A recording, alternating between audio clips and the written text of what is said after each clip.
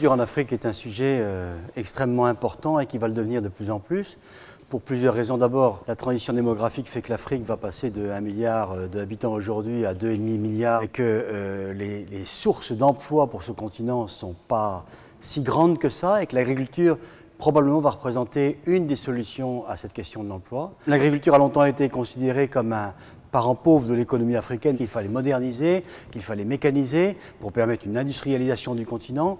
Aujourd'hui, on se rend compte que l'agriculture, qui occupe entre 50 et 60% de la main-d'œuvre dans la plupart des pays africains, représente un secteur qu'il faut absolument préserver sans abîmer la fourniture d'emplois qu'elle peut générer.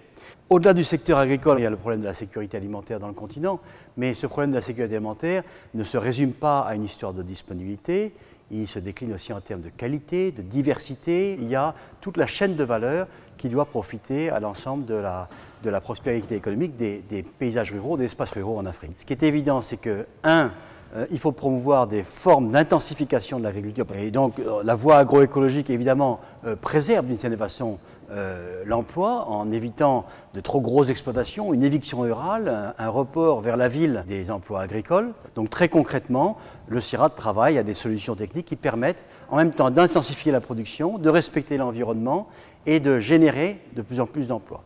Et les politiques ont un rôle essentiel à jouer par rapport à ça.